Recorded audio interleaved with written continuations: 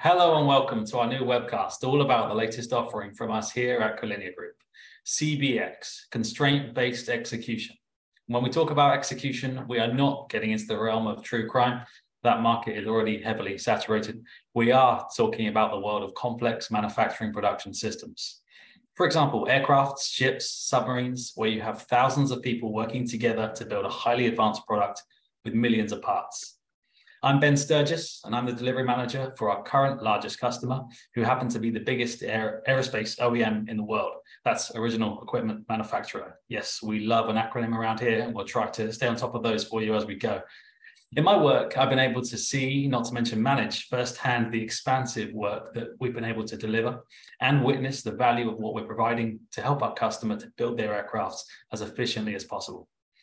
Whether that's with shop floor prioritization, enabling quick communication of build issues, easy metrics reporting, or various other process or factory improvements that come as part of CBX. We'll be talking a lot more about all of that here.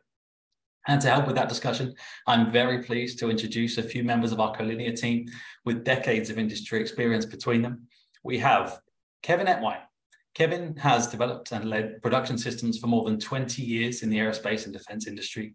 He was most recently the Vice President of Production and Quality for Lockheed Martin Space. Prior to that, he held executive positions at Spirit and Boeing.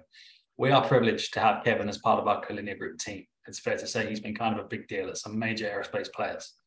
And we have Tim Cook, a seasoned industrial engineer that has almost 20 years experience in large-scale manufacturing and product management.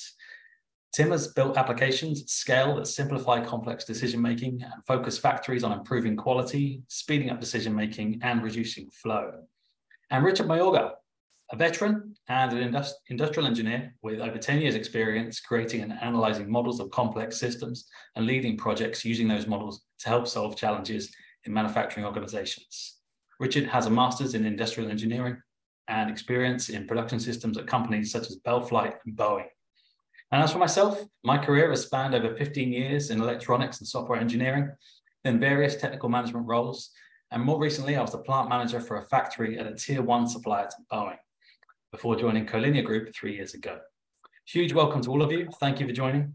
So let's get into talking about CBX, and we will start with Kevin. Kevin, tell us about the problem we're aiming to solve. Sure, Ben. Now, when you talk about complexity, Ben, I think most of us think about automotive production systems, you know, a car coming down a line, thousands of cars coming out of that line, various feeder lines feeding that line. And you're talking about 30,000 parts coming together, which is pretty amazing.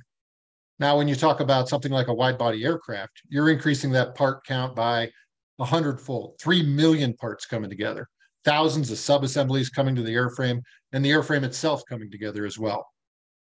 Production systems in aerospace and defense are the most complicated in the world. Each individual product is worth millions of dollars, and anything we can do to minimize the flow allows for reduced floor space, reduced capital spend, lower cost structure, reduced span times for delivery, and the potential to increase capacity as well. That all makes sense, Kevin. What's that? Yeah, and I mean, it sounds like though a challenge that's been around for decades, if not longer. And it's already been addressed with the likes of lean and similar methodologies and processes that have been developed over the years. So what are we doing differently here? So, Ben, I guess to kind of answer that, you're right. The challenge has been around at various levels of scale since manufacturing started over 3 million years ago. However, to Kevin's point a moment ago, we're now talking millions of parts trying to come together. We're talking hundreds of thousands of processes all being etched together. And unfortunately, Lean, Six Sigma, scientific management, all these processes that have been around and have helped us get where we are today, they're no longer sufficient to actually get to the next step and to help these extremely complex systems evolve. So when we're comparing to the likes of manufacturing lines of cars or bikes or what people might more commonly be familiar with, we're talking about an exponential increase in complexity and volume of jobs and parts going into the build, right? With that, comes a myriad of problems, and as you say, it's a much larger scale. Tim, I'll just add to that. I think we have a graphic here that kind of demonstrates what we're talking about. In a auto manufacturer, in a traditional manufacturing system that you would apply something like lean to or theory of constraints to, a car is the most common example for that. You have hundreds of tasks, maybe thousands of tasks, but they're all pretty linear. There aren't a lot of parallel paths. There aren't a lot of feeder lines that encompass most of the work. Most of the work is on that critical chain, that critical sequence of jobs that defines how long the build is. So if you do an improvement in that factory, you can pretty much guarantee that it's going to reduce flow and cost on the total system. But as you get up into more complex systems like airplanes, the number of parallel paths increases substantially. So you can't just shotgun and go improve one part of that production system and ensure that you're actually going to reduce total flow or even reduce cost on the whole system.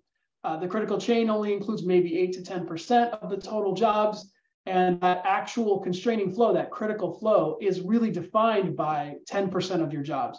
If you decrease one of those or improve one of those jobs, maybe you take out 6 hours in one of those jobs, you're not going to see a 6-hour reduction in total flow because there's a feeder line in one of those parallel paths that's right behind it that's going to take over. So you get a 6-hour improvement, you spend a bunch of millions and millions of dollars, and maybe you only see a 15-minute improvement on total flow. So it doesn't really translate. Right. That's really well explained, Tim. And that really talks to the importance of identifying that critical chain, which is one of the key things that we talk about here with our CBX offering. So we'll get more into that. But Kevin, we've recently finalized our CBX product offering. Tell us about what that is. Now, CBX, as you mentioned, Constraint Based Execution, it's our offering that essentially takes your data that you give us from your business system. So primarily the MES, manufacturing execution system, but also the scheduling system. We run that through our algorithms that we've developed, and that'll tell you what your critical chain actually looks like. It's not only where you should invest your time and effort to reduce flow, but also the impacts of those investments so that you can see the resulting overall network will look like. Like Tim just mentioned, sometimes you think my bottleneck is this location in the factory, let's say wing body join.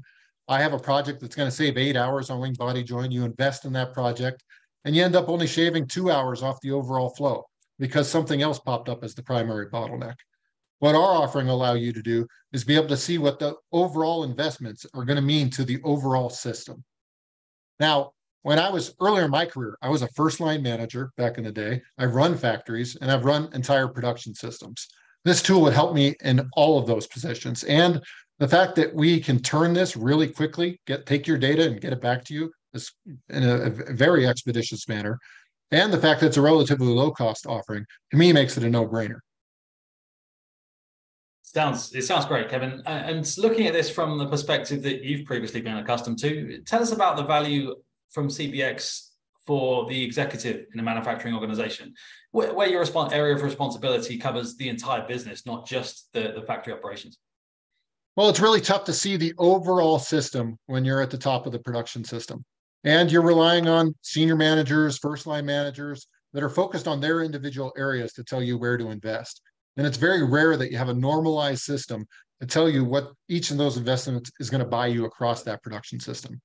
So what a lot of folks end up doing, unfortunately, is essentially peanut butter spreading, or maybe focusing on certain bottlenecks in the production system and spreading that investment around, which is very suboptimal.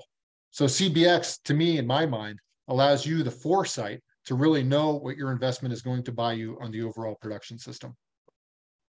Sounds like something you could have taken advantage of in your earlier life. Absolutely. So, Richard, tell us about the process for injecting this into a new business. Awesome. So it starts with a conversation, making sure that your business and ours are a good fit and that we can actually provide value to your business.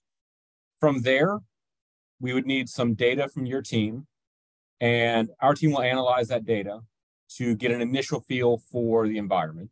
We'll then meet with your data team to go through our initial results and ask any questions that we find.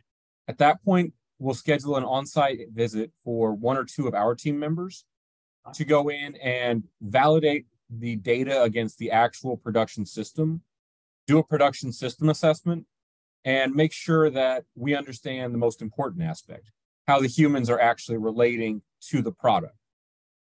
From there, about a week or two after that, we'll get in touch with your leadership team and actually provide the final results, which would be a validated model of your production system with the critical chain identified, any significant areas for improvement identified, as well as the production system assessment that we did while we were on site.